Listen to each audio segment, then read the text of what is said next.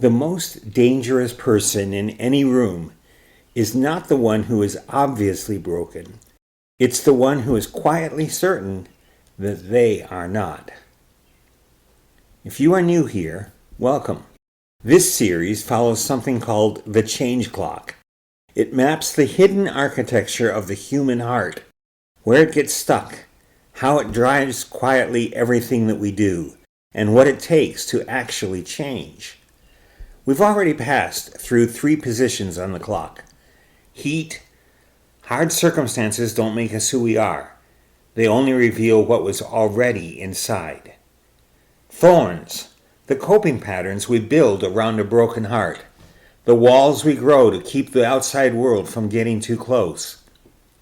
The inclined heart. The secret loves. The hidden motivations that run underneath everything.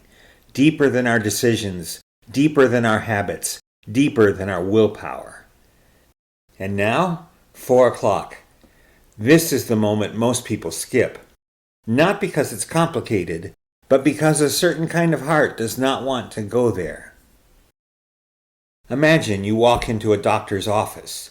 Nothing serious. You've had some pain in your arm. You've been active. You figure it's a muscle thing. You're not worried. The doctor does a few tests. A few more. He steps out of the room. When he comes back, something has shifted in his face. He sets down his clipboard. This isn't a muscle problem, he says. This is cardiac pain. Your heart is in serious distress. Right now, today. You didn't feel it coming. You had no idea. You thought you were fine. That gap between what you believe is wrong and what is actually wrong is exactly where we are going today.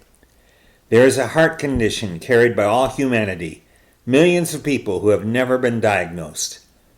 It doesn't show up only in obvious places. You will find it dwelling with addiction, in the wreckage that people point to and say, yeah, that one has a problem. You will also find it in the responsible ones, the faithful ones, the rule keepers, the ones who have shown up quietly, consistently for years. And here's the thing that will stop you cold.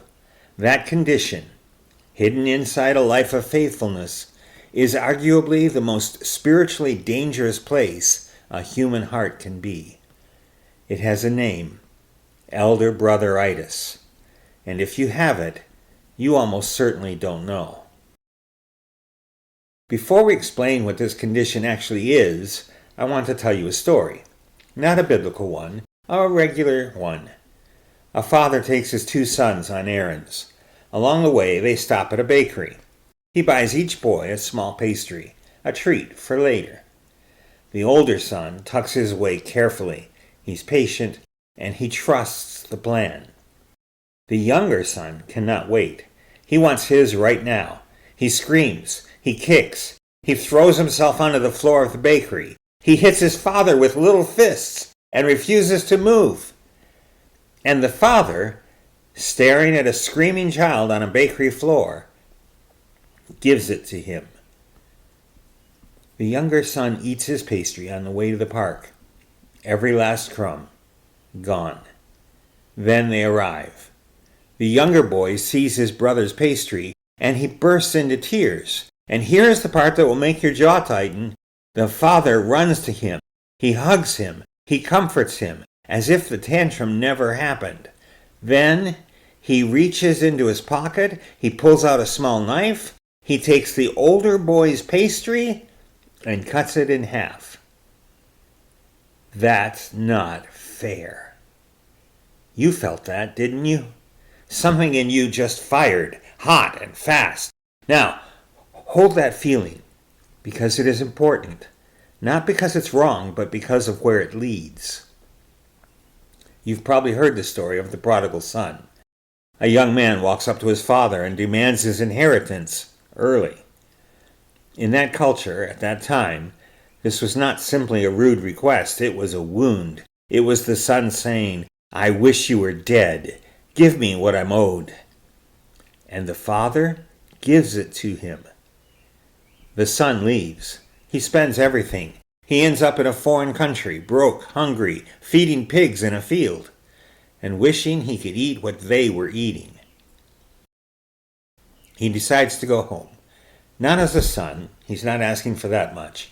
Just a servant's job, somewhere to sleep. But the father has been watching the road. He sees his son from far away. He runs. He throws a robe around him, puts a ring on his finger, calls for a celebration. My son was lost, he says, and now he's found. Most people know this part of the story, but here's what usually gets missed. There is an older brother. He's been in the field all day, working, loyal, steady, for years. Never once took what wasn't his. He comes home and hears music. He asks a servant, "What's happening?" The servant tells him, "Your brother came back. Your father is throwing a party." The older brother stops and refuses to go in. The father comes outside, finds him standing alone in the dark. "All these years," the older brother says, "I have worked for you. Never broke a single rule. Never caused a single problem. You never threw me a party, not once. And now this son of yours, who wasted everything, you kill the best calf for him?" Did you catch that? This son of yours? Not my brother, your son. He has already severed the relationship in his mind while standing in his own father's front yard. Jesus told the story to a group of religious leaders, people who followed every rule, people who gave their offerings and kept the law, and were privately furious that Jesus spent time with sinners. They were the older brothers. And here's what makes elder brotheritis so invisible. The younger son in this story knows he's broken. The pig field tells him. The empty pockets tell him. He doesn't need a diagnosis. The evidence is everywhere. The older son thinks he is fine. More than fine. He believes his years of faithful obedience have earned him a higher standing with the Father, more love, more reward, a better position. And when grace shows up, when unearned, deserved love is extended to someone who throws everything away, it doesn't soften him. It offends him. That is the disease. A heart that speaks the language of ledgers, of earning and deserving, of fairness. A heart that is quietly, secretly allergic to grace. Tim Keller, one of the most respected voices in Christian thought, once said something that stopped an entire room.